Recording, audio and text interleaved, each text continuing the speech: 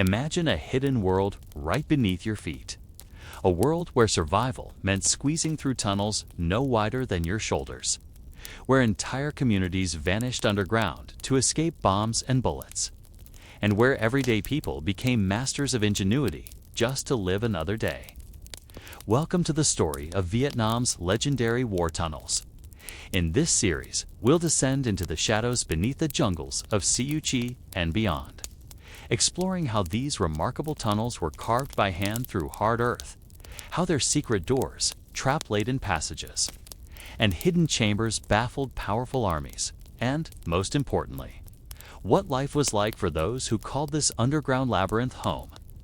We'll uncover how these tunnels were more than battlefields.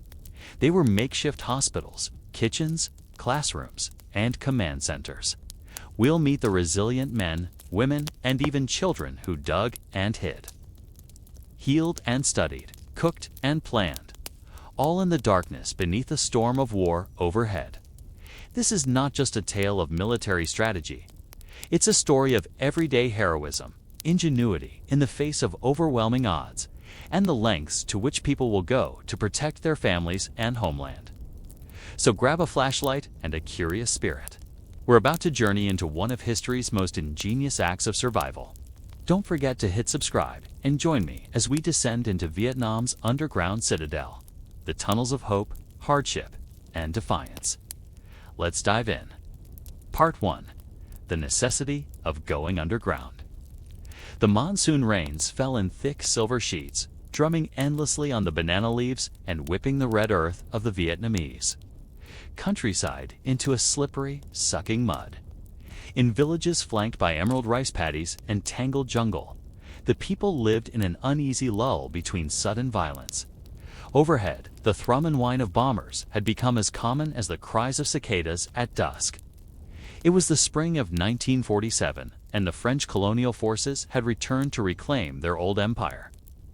Years later, after their defeat at Dien Bien Phu, the Americans would arrive, bringing new strategies and deadlier machines.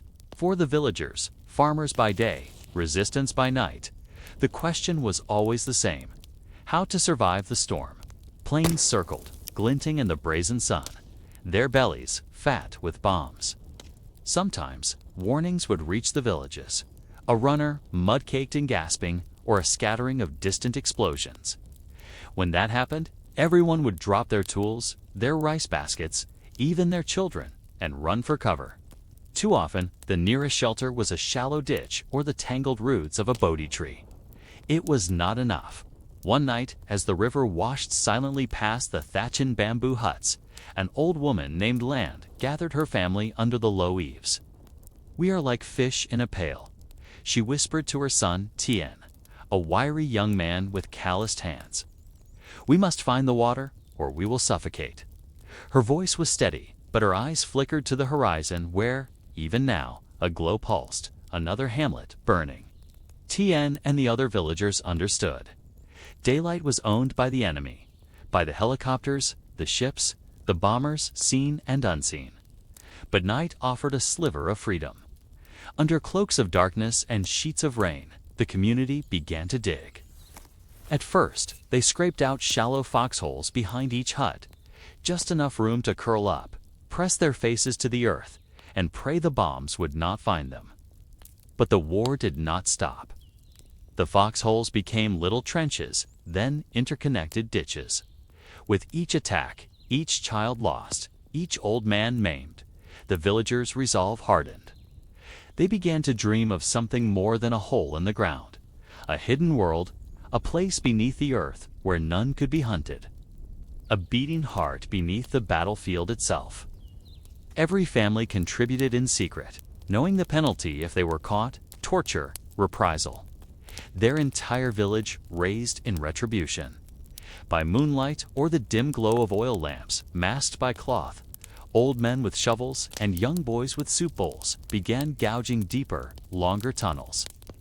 They hauled the wet, clay-rich soil up in baskets woven tight with reeds.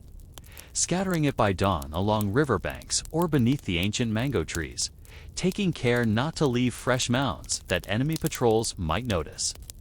Day by day, meter by meter, the first tunnels took shape. Narrow, sloping passages no wider than a man's shoulders, disappearing into the earth beneath houses, pigsties, and the roots of giant banyans. They learned to shore up the fragile ceilings with bamboo poles, strong, flexible, and familiar as breath. They carved out hidden trapdoors, matching the grain of the surface above so perfectly that even an eagle-eyed scout would pass by unaware. But the tunnels were not only for hiding. Here, the villagers planned. Here, the first guerrillas, barefoot, lightning quick, whispered strategies for strikes against the watchtowers and convoys. Rice was stored, secret radios repaired, and the wounded tended by the best herbs and hands the jungle could provide. Sometimes they would listen. Far above, the enemy would thunder past, hunting for shadows that had already disappeared below their boots. A sense of purpose, even pride, emerged. Here, below the earth, they controlled the field. They were no longer simply the hunted. They had become elusive, unpredictable, masters of a labyrinth the enemy could not comprehend. The soil itself seemed to recognize their touch. In some places, the clay compressed tight and hard, giving them sturdy walls that would not collapse from the pressure of tanks. In other patches, sandy, shifty, dangerous even to touch, they learned the hard way what must be avoided. The forest, once indifferent, became a silent ally. Its roots binding the tunnel roofs, its fallen leaves hiding the exits and air vents. As seasons passed and word spread, other villages, other resistance cells took up the spade and the basket. The guerrilla songbird traveled the jungle, carrying whispers of new tunnels, deeper and smarter. With escape hatches and bamboo breathing tubes camouflaged amid tangles of grass. The tunnels grew from simple shelters to entire underground networks, some with sleeping chambers, bomb-proof storage, rudimentary operating rooms, even classrooms for the children whose schools had vanished in the flames. Beneath the earth, time changed. Old calendars and watches grew useless. Here, there were only the cycles of hunger and hope, the distant thunder of mortar, and the scrape of shovels in the dark. Inspiring legends were born in the clay, of the young scout who vanished, only to emerge days later, miles away, under the nose of the enemy. And of grandmothers who could wriggle through the narrow air shafts with quiet laughter, carrying news tied into her hair. The tunnels of Vietnam were not just an answer to destruction. They were the living veins of resistance, born from desperation, ingenuity, and the memory of every ancestor who had ever defended the land. Out of darkness, endurance took root. As each day dawned with the risk of death above, a deeper, more determined life flourished below, biding its time, digging ever further, toward survival and, eventually, toward victory, expanding the web below. As months and years rolled by, what had begun as desperate burrows for survival evolved into sprawling, interconnected labyrinths. In the regions most ravaged by warfare, such as Siu Chi, Ben Duoc, and the Iron Triangle, the tunnels grew more sophisticated. Instead of simple, straight passages, they became intricate, three-level systems. First level, used for escape and rapid movement during daytime raids. Second level, storage for supplies, weapons, food, and greater safety from bombs. Third level, bomb-proof sanctuaries for commanders and makeshift hospitals, even safe from American B-52 carpet bombing. Some entrances were hidden in termite mounds, riverbanks, or the shadows of bamboo thickets. Others merged with local temple ruins or pagodas, leveraging centuries-old structures for their camouflage. Life in the tightest spaces, daily life underground, was anything but uniform. Some tunnels were so narrow, only children and the smallest adults could wriggle through them. The interiors, often pitch black, were sweltering with humidity and the sense of earth, sweat, and half-cooked rice. Lighting, at first, only the weak glow of oil lamps or wicks soaked in animal fat provided light, barely enough to see a face. Air supply, ventilation was rudimentary. Bamboo pipes camouflaged in thickets or termite mounds supplied air to the deeper levels. Food and water. Meals were sparse. Rice, cassava, and dried fish were brought down at night. Rainwater was collected in hidden underground jars. Disease and pests. Fever, dysentery, and hookworm were constant threats. Rats, snakes, and mosquitoes were ever-present companions, their noises accompanying every watchful hour. Trial and error. Tunnel building was a craft of continual learning. Cave-ins from monsoon rains or misjudged soil led to tragedy and new safeguards. When American forces introduced tear gas and toxic chemicals into the tunnels, simple but effective countermeasures emerged. Wet cloth masks. Dipped in water, these helped block the worst of the gas. Trapdoors and flaps. These could be quickly sealed to keep out smoke and poison. Flood chambers. Some tunnels sloped down then rose again, creating natural water barriers or sumps against gas and flames, a world invisible to the enemy. Above ground, enemy patrols trudged, scanned, and prodded. They knew something moved beneath their feet, but seldom how close it was. Tunnel entrances would often be just a meter away from an American soldier's boot. Locals became experts at feigning normalcy, hiding any signs of freshly dug earth or strange vegetation masking an air shaft. Sometimes, the only clue was a faint, echoing cough, quickly stifled, or a tendril of smoke venting up from a concealed cooking alcove. The tunnels transformed the very physics of war. The battlefield was no longer two-dimensional, but three. The earth was our skin, our armor, and our path, remembered one survivor. Below ground, they healed, planned, and trained. Children grew up recognizing footsteps on the roof as friendly or foreign by their weight and rhythm. Part 2. Planning and building the labyrinths. Organizing underground construction. The move from simple hiding holes to complex tunnel systems required more than physical labor. It called for meticulous planning, collective discipline, and extraordinary secrecy. Stages of construction: reconnaissance. Local scouts and experienced tunnelers would survey the terrain. High ground was preferable to reduce flooding. Dense undergrowth concealed work best. Assignment of roles. Teams assigned by age and skill. Diggers, haulers, engineers, children as lookouts. Women were often among the most skillful tunnel diggers, their smaller frames better suited for cramped spaces. Digging in shifts. Work took place mainly at night to avoid detection. Diggers would scratch tunnels a few meters at a time, resting frequently in the stifling heat and darkness. Concealment and camouflage. Soil disposal. The reddish clay soil dug from below was hard to hide. Often, it was scattered in fields and riverbanks at night, mixed into muddy paths, or used as fill-in bomb craters to escape enemy notice. Entrances and air shafts. Each entry point disguised with brush, leaf litter, or made to look like part of a termite mound. Air shafts sometimes rose dozens of meters from the main tunnel to diffuse odors and avoid enemy dogs trained to sniff them out. Meeting new challenges. As tunnels expanded, so did the risks. Enemy tunnel rats. American and Allied soldiers trained to enter and destroy tunnels forced Viet Cong engineers to innovate with deadfall traps, punji stakes, and maze-like layouts designed to confuse and capture intruders.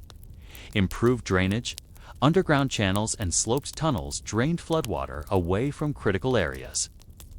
Elevated chambers, crucial rooms, like clinics or headquarters, were dug in elevated islands above the water table to reduce damp and mold.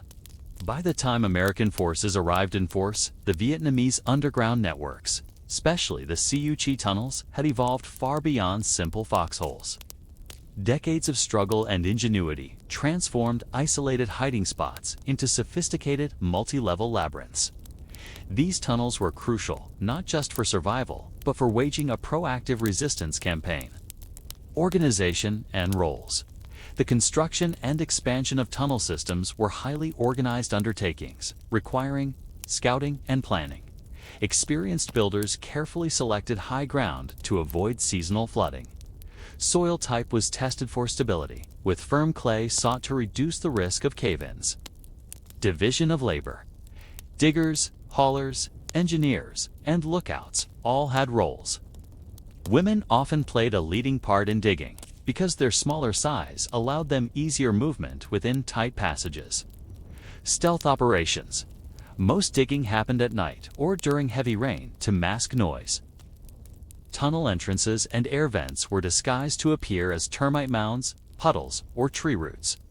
Tunnel digging relied on basic but effective methods. Hand tools, simple hoes, shovels, picks, and woven baskets were used to remove dirt by hand. Soil was dispersed stealthily, spread along riverbanks, scattered in bomb craters, or blended with crops to avoid revealing fresh diggings. Multi-tiered design. Each tunnel network was arranged in up to 3 or 4 levels. Level 1, shallow escape tunnels. Level 2, deeper storage and living quarters. Level 3, command bunkers, clinics, and bomb shelters. Structural supports, bamboo poles and locally procured timber reinforced ceilings and walls, giving tunnels resilience against collapse. Ventilation, pipes made from hollow bamboo or camouflaged vertical shafts allowed fresh air in and vented cooking smoke away from enemy view. Entrances, trapdoors were engineered with cleverly beveled and padded edges, camouflaged with soil foliage, or even placed in pig pens or beneath ordinary-looking huts to evade detection. Problem-solving and ingenious adaptations. Continuous enemy innovation demanded constant tunnel upgrades. Flood prevention.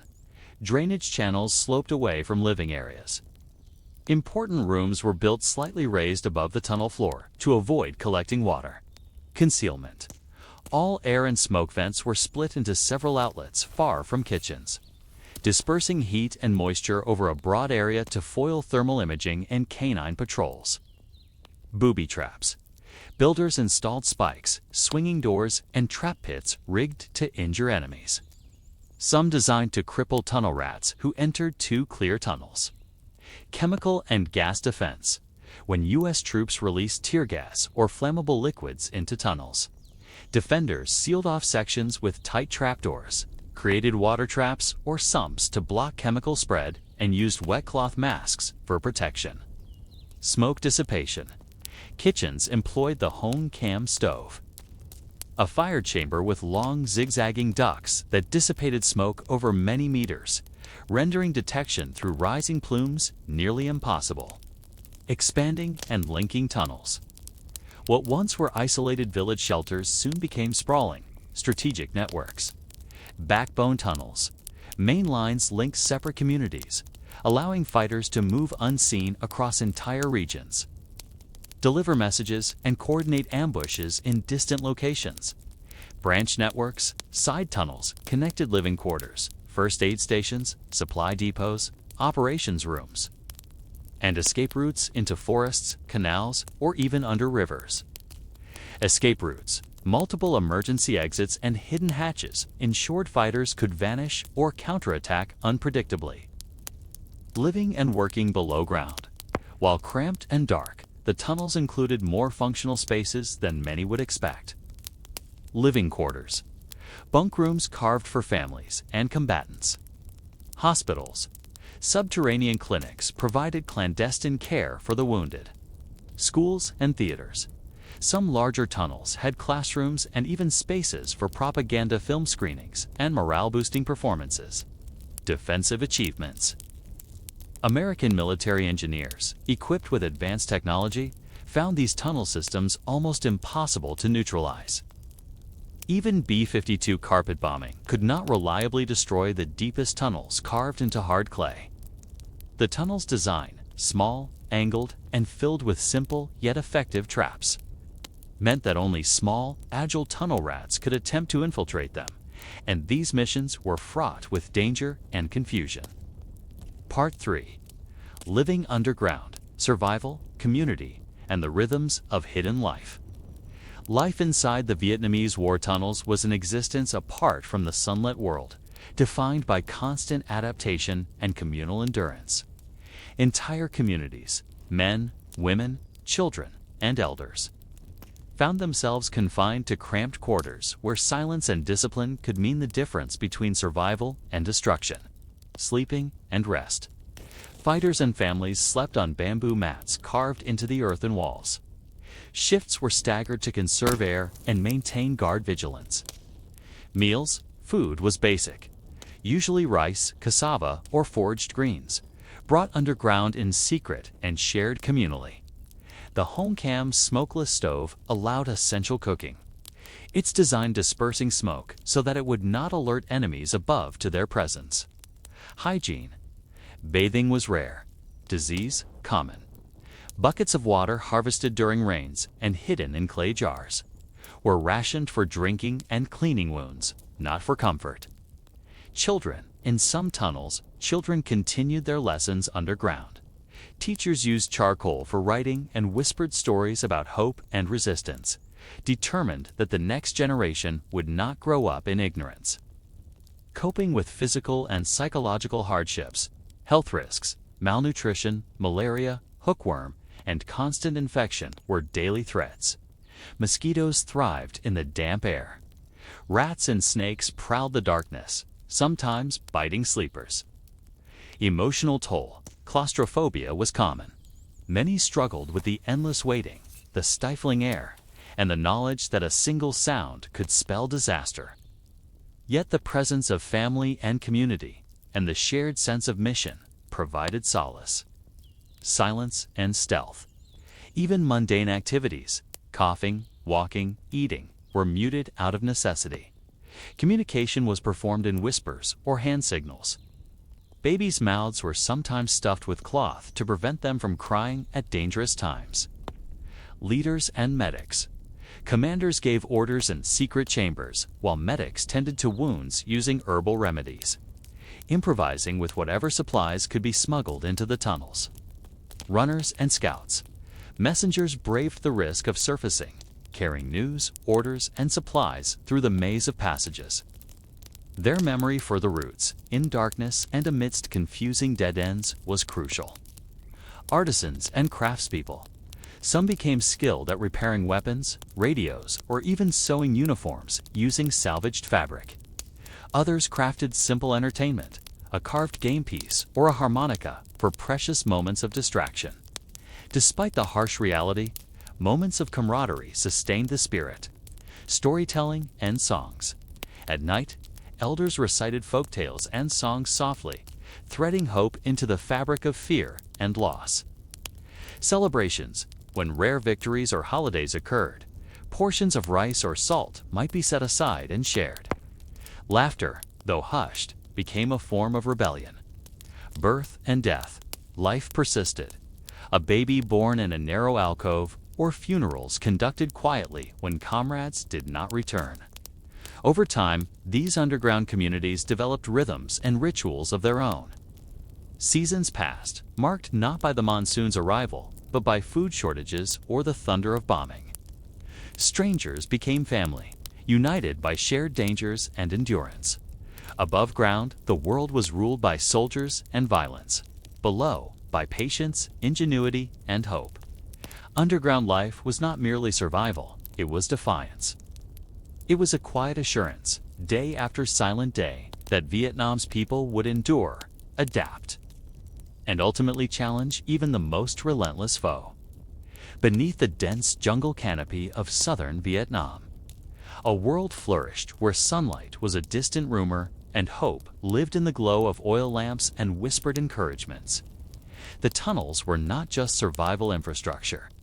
They became the heartbeat of communities, villages forged in darkness. Generations together. Within the narrow earthen rooms, 3 generations might share a space barely large enough to stretch out. Parents cradled sleeping children, whispering lullabies to mask the sound of distant bombing, sharing every resource. Meals were communal, and hunger bound everyone together.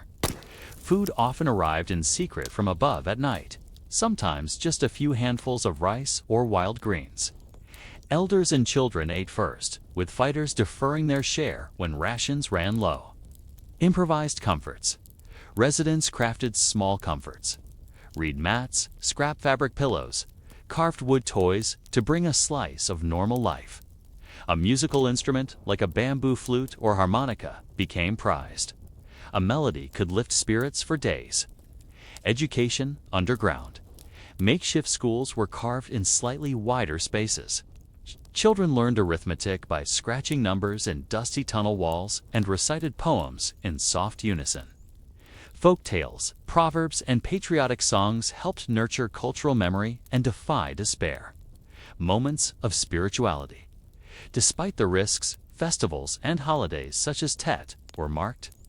Simple altars for ancestor worship were discreetly built in alcoves, with incense fashioned from jungle plants and prayers whispered with reverence. Acts of resistance. Small acts, like secretly listening to banned radio broadcasts or sharing underground pamphlets, fostered identity and kept the community connected with the resistance above. Psychological strain. The constant threat of discovery and attack bred hypervigilance. The muffled shuffle of boots overhead or sudden silence above pressed hearts into throats. Nightmares were common. Daylight rarely brought relief. Strategies for mental health. People developed subtle routines, storytelling circles, shared jokes, memorizing the patterns of the tunnel's ceilings, to keep their minds sharp and spirits buoyant. Some carefully inscribed their names or dates into the clay, leaving a mark that asserted their existence. Hygiene challenges. Bathing was almost impossible. Lice, fungal infections, and sores were treated with herbal poultices and bitter teas brewed from jungle roots. The stench of sweat and decay was inescapable. But regular cleaning of living spaces with leaves and ash became a collective responsibility. Living with wildlife. Rats gnawed in the darkness. Sometimes they provided both warning and sustenance. Snakes invoked both dread and necessity. Venomous bites were a lethal threat, but occasionally snake meat added vital nutrition. Dealing with sickness. With conventional medicine scarce, local healers used traditional remedies. Crushed leaves for wounds, boiled barks for fever. Sometimes medicine would be smuggled in, often at enormous risk by night runners crossing battle lines. Communal organization. Decision-making was shared. Group leaders emerged from all walks of life: teachers, farmers. Sometimes even teenagers with a talent for navigation or morale raising. Each had a role: guard duty, food preparation, teaching, repair work. Women's role. Women were essential organizers and caregivers. They managed food distribution, tended to the sick, and often outshone men in the tightest tunnel work. Many also acted as scouts and couriers, able to blend seamlessly with the world above while maintaining the flow of supplies below. Survival depended on absolute trust. A careless word, a misplaced exit, or a single act of panic could doom dozens. Cohesion was enforced not just through discipline, but also deep social intimacy. Everyone knew each other's fears, talents, and family histories. Quiet bravery. A child sneaking out to alert another village. A medic treating wounded with only bandages and resolve. A mother shielding a newborn's cry between her palms as bombs fell. Heroism was woven into daily life, rarely recognized, yet essential for the community's endurance. Part 4. Ingenious problem solving inside the tunnels. Ventilation, water, and survival innovations. Engineering for survival. Survival underground required creativity as much as courage, facing relentless attacks and ever-adapting threats from above.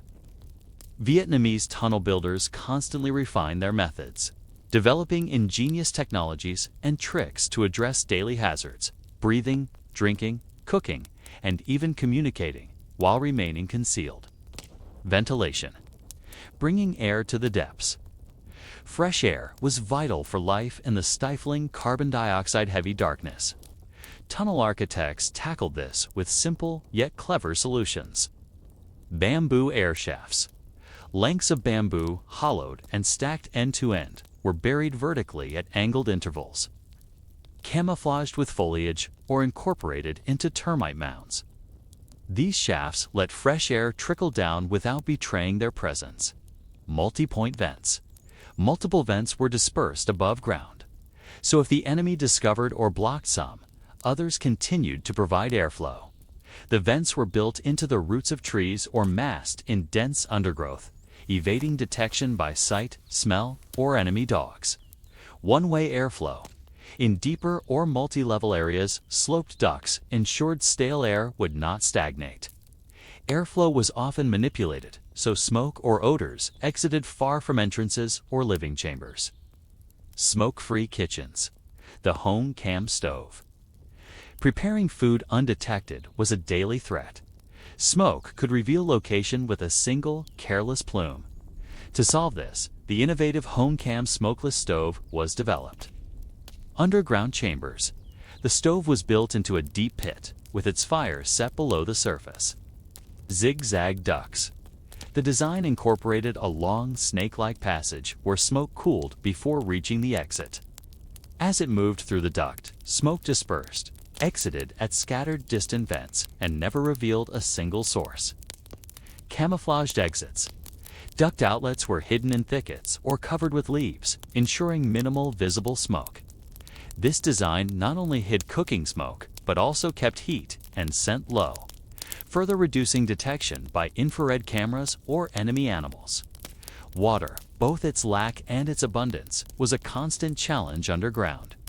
Rainwater harvesting, cisterns and clay jars were buried at tunnel ends and directly beneath air shafts to collect rainwater, ensuring a secret supply for drinking and washing wounds. Flood prevention. Tunnels were built on higher ground, wherever possible, or designed with gentle gradients to allow water to drain away from living and storage quarters. Sumps and traps. Special low points. Or sumps were established where water could collect safely, preventing larger sections from flooding entirely. In emergencies, flooded chambers could also block the spread of tear gas or chemical agents. American and South Vietnamese forces regularly tried to penetrate the tunnels with gas, water, explosives, or specialized tunnel rat soldiers. Countermeasures included trapdoors, airtight wooden or clay-sealed flaps could be dropped to isolate sections and prevent gas or fumes from spreading. Siphon chambers. Some corridors dipped down, filled partially with water, forming a natural barrier to smoke and chemicals. Dead-end passages and mazes. Confusing layouts duped and slowed intruders, giving defenders time to prepare or escape. Lighting, oil lamps, or wicks from animal fat illuminated short stretches. All lighting was dim and often shielded or quickly extinguished to maintain stealth. Communication, secret knock patterns, whispers, and coded signals helped tunnel inhabitants stay coordinated beneath the earth. Improvised tools. Every resource mattered. Old cans became water pails. Parachute silk became bandages. And discarded crates became storage racks and furniture. The underground network was far more than a physical labyrinth. It was a monument to inventive survival, each hardship inspiring new solutions and each adaptation turning what seemed like fatal weaknesses into sources of strength. These innovations allowed communities not just to endure, but to continuously resist, defying even the most advanced technology of their adversaries. Designing for survival, the science of concealment and adaptation. Survival underground was a test of both endurance and inventiveness. The Vietnamese tunnelers, constantly adapting to unpredictable threats, turned the earth into a canvas of invention, leveraging ancient wisdom and rapid improvisation to outsmart far more powerful foes. Oxygen, the lifeline. Below, breathing underground was not guaranteed. With scores of people gathered in suffocating darkness, fresh air was precious and the potential for deadly accumulations of carbon dioxide was ever present. Bamboo ventilation shafts. Hollow bamboo stalks were camouflaged above ground as termite mounds or blended with roots, allowing air to flow in even during patrols. These could be hidden along winding footpaths, in the heart of thickets, or even inside walls of abandoned houses. Distributed vent points. Instead of a single vent per room, each network had multiple outlets scattered across wide areas. If the enemy found and blocked some, airflow continued through others. Scent management. Some vents were routed far from main tunnels to throw off dogs trained to sniff out human scent. Charcoal and herbal substances were sometimes burned to mask odors. Cooking in secrecy. The Hongkam stove. A column of smoke during food preparation could spell disaster, so Vietnamese engineers had to revolutionize the kitchen. Subterranean firebox. The stove was placed deep beneath the tunnel floor. The fire built in an enclosed chamber. Long, zigzagging chimneys. Smoke was funneled along ground-level pipes that twisted through soil and emerged at distant-lying vents. By the time it surfaced, the smoke had cooled and dissipated so thoroughly that it was nearly invisible. Multi-vent system. Exit points were rarely left directly above kitchens. Instead, each kitchen might have several distant camouflaged smoke outlets, often blended into roots or under dense shrubbery. Smokeless fuel. Whenever possible, clean-burning wood or dried brush was chosen to further minimize visible emissions. Mastering water, sourcing, storing, and defending. Water's double edge, dangerous in floods, essential for life, was met with resourcefulness. Rainwater cisterns, large pots, jars, or clay-lined chambers were installed under vents and entrances, allowing rain to collect. This offered a steady supply of drinking and washing water without surfacing. Flood and drainage engineering. Tunnels were carved with a deliberate slope. Channeling rain runoff or groundwater seepage away from critical rooms into sumps, where it could be scooped out or simply allowed to drain deeper into the soil. Wet barriers. Some low-lying chambers were intentionally left to flood, forming natural obstacles against gas, flames, or enemy incursion. In emergencies, a defender might open a trapdoor, sending water rushing to block poison gas or tunnel rats. Emergency wells. Where possible, shallow wells were dug for added security and supply redundancy, defending against chemical, flame, and direct assault. Preventive defense was continual and required creative design. Trapdoors and bulkheads. Interior trapdoors, often made of clay or tightly sealed timber, were installed between chambers.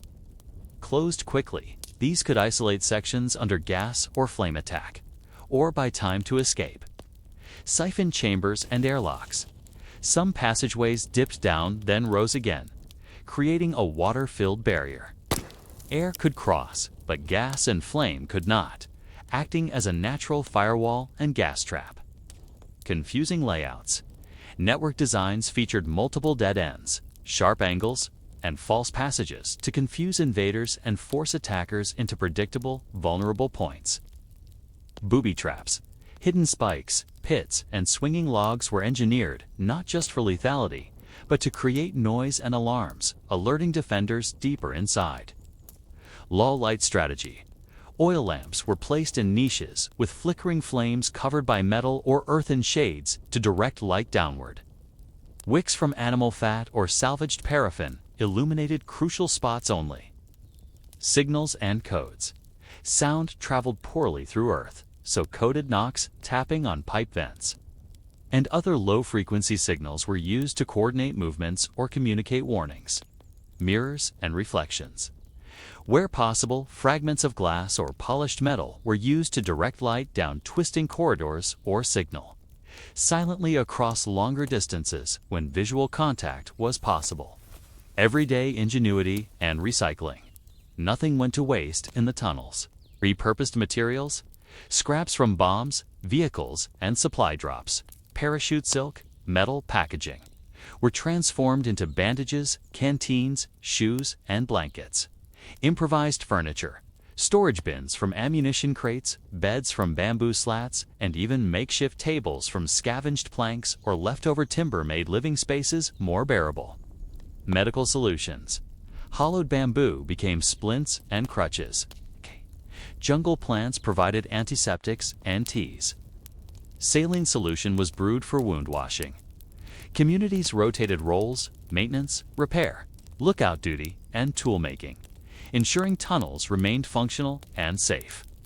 Teams of tunnel engineers were kept on standby, ready to seal off damaged sections or create new escape routes on short notice after attacks. These myriad solutions, simple and sophisticated, were the true miracle of the tunnels. Every hardship informed a new adaptation. Smoke that vanished, air that seemed to seep from nowhere, water that appeared in times of need, and defenses that could outwit even the most determined foe. The Vietnamese tunnel networks stand as a testament to human ingenuity under pressure, where survival was less about brute strength and more about a constantly evolving dance with danger, darkness, and the limits of what was thought possible. Part 5. Danger and Defense, Combat Underground, and the Battle with Tunnel Rats. The growing threat from above. By the height of the Vietnam War, American and South Vietnamese commanders recognized that the mysterious disappearance and sudden reappearance of Viet Cong fighters were not sorcery, but the result of an ingenious subterranean network. As tunnel discoveries and ambush patrols mounted, the tunnels became a primary target, not only for suppression, but for outright eradication. The response was both bold and grim. The enemy formed specialized squads, dubbed Tunnel Rats, American, Australian, and South Vietnamese soldiers of slight build, trained and equipped to enter the labyrinths, seek out VC, destroy supplies, and gather intelligence. What followed was a hide-and-seek of the deadliest kind. Entering the belly of the earth, the Tunnel Rats' world. Tunnel Rats were volunteers, or, more often, those who fit through the smallest holes, each carried a flashlight or a candle, a pistol, typically a .45, though many preferred quieter, smaller models to avoid deafening blasts in confined spaces, a knife, and sometimes a length of rope or string to mark their path. Weights and heights were posted at tunnel entrances. If you were too large, you simply didn't fit. Once inside, the world changed instantly. Each step was a plunge into darkness, stale air, and the ever-present threat of booby traps, hidden enemies, snakes, and spiders. The enemy knew these tunnels as intimately as their own homes, while the interlopers felt each passage closing in, the sound of their own breath louder than any command. The underground battlefield. Down below, combat was slower and far more personal. Casual encounters turned deadly with suddenness. Ambushes, VC defenders knew their tunnels, waiting in shadowed bends for the sound of enemy boots. Sometimes they wore only black pajamas for silent, swift movement. Hand-to-hand fighting. Gunfire was blinding and deafening, so knives, clubs, and sometimes fists became the weapons of last resort. Many tunnel rats described a primal fear and focus unmatched above ground. Booby traps. Simple yet lethal. Spikes carved from bamboo, swinging logs studded with nails, tripwires connected to grenades, and deadfalls that would seal. Flood or gas a section at a moment's notice. Just opening the wrong concealed door might trigger a hidden device. Poisonous creatures. Snakes and scorpions, intentionally released by defenders, were an unpredictable hazard. Tactics of defense and deception. The VC employed a range of psychological and practical tricks to keep their enemies at bay. False walls and dead ends. Some tunnels led nowhere, wasting enemy time and disorienting them. Others circled back to known routes, trapping pursuers in a loop. Air trap chambers. Certain areas were tightly sealed. When Americans pumped in tear gas or water, defenders could use these chambers to block or redirect the assault. Sudden counterattacks. Sometimes, defenders waited for rats to pass, then emerged from side tunnels behind them, cutting off retreat. Above all, the knowledge that almost any corner might hide an enemy or a trap produced overwhelming dread for tunnel rats. Some describe the sensation as being buried alive, but knowing you might die before the air runs out. When feasible, tunnel rats mapped the network with chalk, string, or markers. If survivors emerged, sappers would follow with explosives, flooding, or incendiaries. B-52 strikes and massive bulldozers were also used, but often failed to destroy the deepest, best-concealed tunnels. Yet the extraordinary defensive design, choke points, water traps, and myriad interconnections meant that much of the network survived, simply abandoned and resealed until the danger passed. Tunnel combat was physically and mentally grueling for all. Tunnel rats suffered high casualties, as did defenders. Survivors recalled a special kinship, enemy and friend alike, among those who had braved the black silence. VC tunnel guards and residents, too, survived on nerves and willpower. Knowing every slip, cough, or loose stone could betray them. If discovered, they had only seconds to flee, fight, or trigger traps to save the greater community. Stories abounded of heroism and horror. Tunnel rats rescuing wounded comrades under fire, defenders escaping through water-filled shafts, and battles fought in utter darkness with nothing but instinct.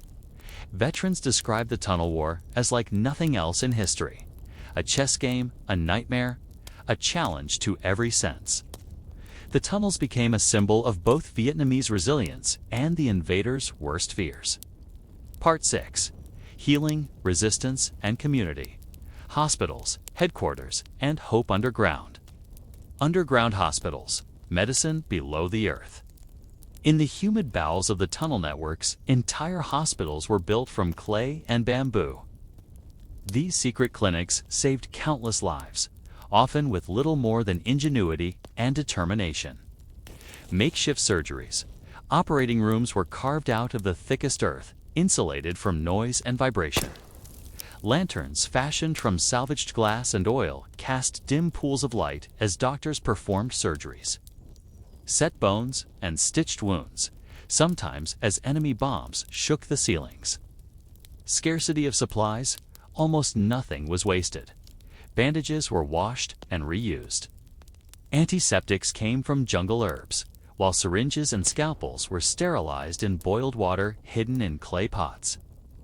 Battling infection. The shortage of modern antibiotics meant infection was ever present. Patients survived on clean water, herbal remedies, and sheer will. Stretcher bearers risked everything to drag wounded comrades through twisting tunnels, sometimes crawling for hours before reaching a safe alcove. In these corridors, compassion mixed with urgent efficiency, medics innovated constantly, using whatever they could to keep hope alive. Command centers and underground headquarters. The tunnels were not only for escape, they were command hubs for Vietnam's resistance. Hidden nerve centers. At the heart of the network, specially reinforced rooms functioned as headquarters for local and sometimes regional command. Here, leaders mapped strategies, coordinated attacks, and intercepted enemy plans via clandestine radios. Communication. Bamboo pipes, coded knock patterns, and trusted runners kept information flowing between segments. Secret messages were passed through children or disguised as casual rural business above ground. Planning the war effort. Maps and diagrams, sometimes just trails traced in dust, charted data on enemy movement, tunnel extensions, and supply caches. Every bit of information was precious. The fate of entire villages often hung on the speed of a whispered message or the clarity of a hand-drawn map. Education, propaganda, and political resilience. Resilience in the tunnels extended beyond physical survival. Classrooms in hiding. Education was valued even in wartime. Makeshift classrooms taught children and adults to read, write, and solve problems, essential for both morale and future recovery. Propaganda and culture. Radio broadcasts, newspapers, and even theatrical performances encouraged unity. Songs, poems, and tales celebrated endurance, commemorated lost comrades, and reinforced a sense of identity and purpose. Political meetings. Cadres convened to teach ideology, discuss land reforms, and remind tunnel dwellers of the broader struggle for independence. Despite unrelenting danger, the tunnel communities held on to hope. Small rituals, like lighting incense for ancestors, holding a Lunar New Year feast, or celebrating a newborn, affirmed life's persistence. Acts of kindness and cooperation abounded, sharing scarce food, tending to the weakest, and quietly mourning those lost. Above ground, enemy bombers and search parties scoured for resistance. Below, the warmth of communal spirit extended like a shield, binding people together and sustaining the fight. Even in the face of overwhelming adversity, the underground communities became a powerful testament to collective will. The strategies conceived and refined in shadowy command posts. The courage of medics and teachers, and the resilience of families forged a foundation that supported the broader struggle for national liberation. The beating heart of the resistance pulsed through these corridors. In every improvised hospital, secret council, and whispered lesson, a remarkable story unfolded, one of healing, leadership, and hope that illuminated the tunnels and the lives within them. Part 7. The Tunnel Legacy, End of the War, Rediscovery, and Memory. As the war entered its final years, the tunnels and those who lived within them were pushed to their limits. American search and destroy missions became more intense. Bulldozers tore through jungles. Bombs left cratered wastelands, and chemical defoliants stripped the land. Yet, even as destruction reigned above, the tunnel networks endured, growing ever more intricate and interlinked. In some cases, new tunnels connected previously isolated village shelters, allowing for mass evacuation and coordinated counterattacks in the face of overwhelming odds. When the Paris Peace Accords signaled the winding down of open American involvement, local resistance continued. Tunnels remained occupied, sometimes for years, by fighters and their families as the South transitioned and Saigon eventually fell. Marking the end of the Vietnam War, with peace came uncertainty. After decades in the shadows, many tunnel communities surfaced into a society changed by conflict. Some tunnels were sealed and forgotten. Others became silent sentinels beneath returning rice fields and regrowing forests. Slowly, Vietnam began to rediscover these underground worlds. Excavation and preservation. Archaeologists and local authorities unearthed and restored many tunnel sites, especially in Siu Chi, Ben Duoc, and Vinh Moc. Memorialization. Survivors returned to their old hiding places, transformed by memory. Names and stories long confined to darkness were now etched into memorials, museums, and guided tours. Education, school children and foreign visitors flocked to preserve tunnel sections, crawling through constricted passages to glimpse a sliver of what life had entailed for those within. For many former tunnel dwellers, the simple act of revisiting these sites was bittersweet, equal parts pride and pain. Some spoke of lost loved ones. Others marveled at the collective will that had allowed entire communities to endure. Over time, the tunnels came to symbolize more than survival. They embodied the tenacity and creativity of the Vietnamese people. Images of darkened passages, unseen trapdoors, and ingenious defenses entered popular imagination as proof that, against even the most powerful adversaries, resolve and resourcefulness could triumph. School textbooks told the story of children learning mathematics in the dark, mothers giving birth in earthen alcoves, and commanders orchestrating battles from shadowy headquarters. Artists painted murals of the subterranean world. Authors wove family memoirs around life beneath the jungle floor. Globally, the tunnels became a study in asymmetric warfare. Military historians and strategists analyzed the networks as examples of innovation under pressure. Former tunnel rats, American, Australian, and South Vietnamese, returned decades later, sharing stories of those harrowing days, and sometimes finding common ground with their former adversaries in mutual respect for courage and resilience. Tunnels today, sites of memory, education, and tourism. In modern Vietnam, preserved tunnel sites are both sacred ground and national heritage. Siu Chi tunnels. Perhaps the most famous, they now host hundreds of thousands of visitors each year. Guides, some who once lived underground, recount tales of hardship and hope, and display recovered artifacts.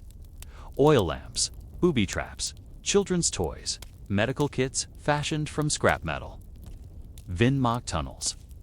On the northern coast, these tunnels sheltered entire villages from U.S. naval bombardment and have been preserved as a monument to civilian survival. Interactive exhibits. Travelers crawl through tourist-sized segments, struggle with cramped angles, and emerge blinking into daylight, awed by the adversity former residents overcame. The tunnel spirit. Lessons for the future. For Vietnam, the tunnels endure as powerful reminders, living classrooms where history isn't just studied, but viscerally experienced. They champion not just victory in war, but resilience in life. Not just endurance, but ingenuity and community under the most trying conditions. As the years pass and the scars of war slowly heal, the stories of the tunnels remain vital. They speak to the enduring human drive for safety, dignity, and freedom. Part 8. Tunnels and Culture, Folklore, and Modern Vietnam. The tunnels in national consciousness. The story of the tunnels is not just about war, but about the spirit of a people. Over time, these subterranean passages have been woven deeply into the tapestry of Vietnamese cultural identity. For many Vietnamese, the tunnels are not simply relics. They are symbols of resourcefulness, unity, and the cherished value of independence passed down through generations. In countless villages, stories of life below ground are recounted by parents and grandparents. Heroic legends, tales tell of the ghosts of Siu Chi fighters who could vanish and reappear, haunting enemy forces as if rising from the earth itself. Wise elders and clever children. Folklore celebrates elders whose wisdom guided community decisions and children, whose nimble hands and quick thinking foiled enemy plans. Spirits of the earth. Superstitions developed around the tunnels. Some say the spirits of lost comrades and ancestors linger within, protecting the land and warning of future danger. These stories are told not merely as history, but as living parables about resilience and the importance of staying rooted, adaptable, and brave. Tunnels in modern Vietnamese art and media. Film and literature. From epic war dramas to quiet memoirs, the tunnels are ever present. Acclaimed films such as the Siu Chi tunnels and documentaries like The Tunnels of Viet Cong explored both the harrowing reality and psychological burden of tunnel life. Visual arts. Modern Vietnamese painters and sculptors depict the tunnel world as a realm of shadow and light. Murals show hands digging through red clay, mothers cradling infants underground, and the jungle blooming above hidden passages. Theatrical performance. Folk opera and shadow puppetry have adapted tunnel legends, celebrating moments of community, triumph, and grief. Every year, certain communities hold ceremonies within or beside preserved tunnel sections. Offerings to ancestors on major festivals. Incense and fruit are brought to tunnel entrances to honor those who never return to the surface. Military commemorations. Veterans and their families reunite on the anniversaries of major battles, sharing memories, songs, and sometimes silent tears in gratitude and sorrow. These acts of remembrance are not only to honor the past, but also to guide and inspire present and future generations. Tunnels as living history, education, and tourism. School visits. Vietnamese schools integrate tunnel tours into their curriculum, teaching new generations about the cost of peace and the virtues of patience, cooperation, and intelligence in adversity. Guided stories. Many guides are former tunnel survivors or their descendants. Their first-hand narrative bridges past and present, turning museum tours into interactive living history lessons. Cultural adaptation and the tunnel spirit.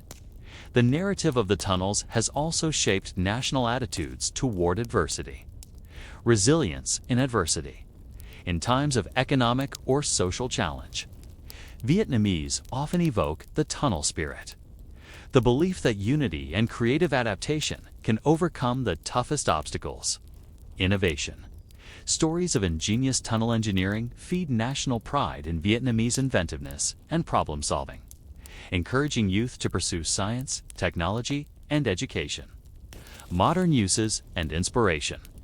In surprising ways, the tunnel legacy influences aspects of modern Vietnamese society.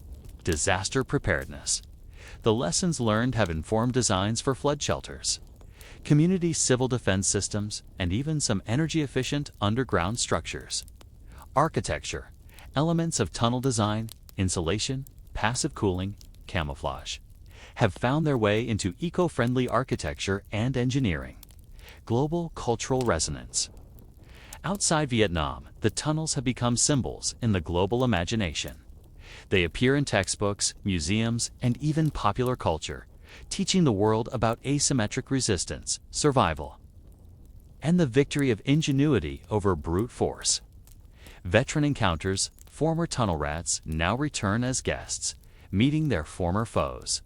Exchanges, documentaries, and collaborative memory projects seek healing and mutual recognition of shared suffering and bravery. Peace education. The tunnels are used as case studies in peace building and conflict resolution courses worldwide.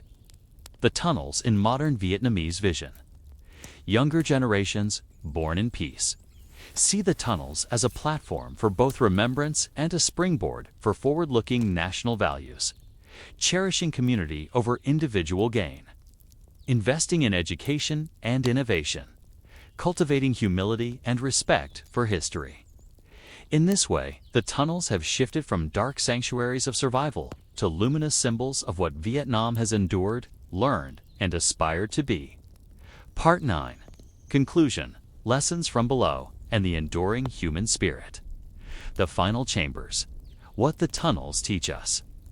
As we emerge from the winding, humid darkness of Vietnam's underground world, it's not just ingenuity or architecture that lingers, it's the story of resilience at the very edge of what it means to be human.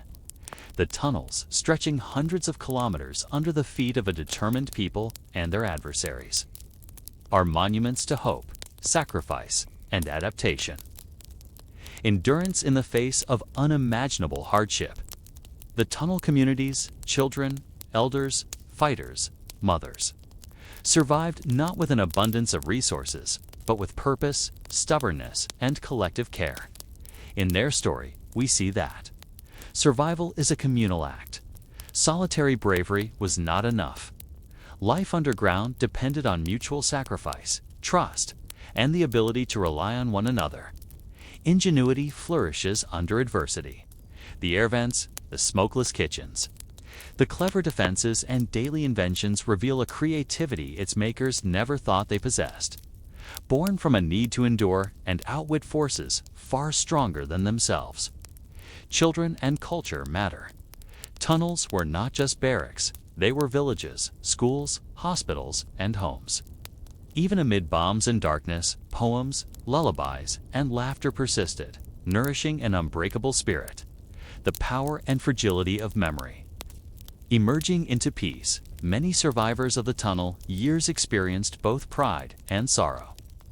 The tunnels represent triumph over overwhelming force, but also recall the deep scars of war, loss, longing, and lives spent in shadow. In honoring these memories, Vietnam's people have chosen not to freeze their pain in time, but to open it, transforming old battlefields into places of learning, dialogue, and reconciliation with their own history and with the world.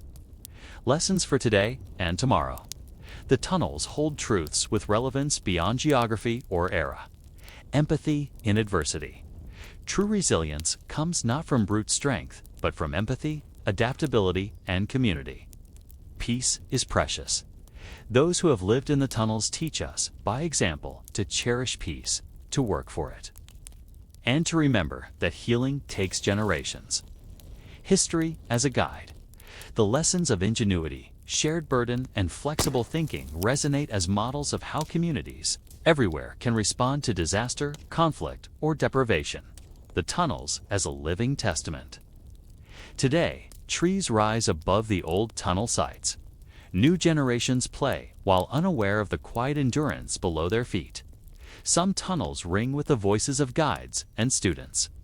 Others rest undisturbed, return to the silence of the clay. But those who lived there, those who risked, loved, dreamed, and survived in darkness, left behind more than passageways in the earth. They left us a testament that even in the darkest times, humans can create worlds of hope, connection, and freedom right beneath the storm. An invitation to remember. As you recall this journey through Vietnam's underground labyrinths, Remember it as both a chapter of history and a call to imagination and empathy. Reflect on the courage required to live joyfully in crisis, to innovate against despair, and to forge community from necessity. The tunnels may be relics, but their lessons burrow into the present, quietly offering their inheritances. If you cannot move forward on the surface, dig together. If you are surrounded by darkness, make light for others. If you are hunted, hide one another, and always, even below ground, sing, teach, and tell your stories. And so, the tunnels remain underground rivers of memory and meaning for Vietnam. And for all who draw inspiration from resilience in the face of unimaginable odds. Thank you for embarking on this journey. Should you wish to revisit earlier chapters or explore new aspects of this remarkable story, just let me know.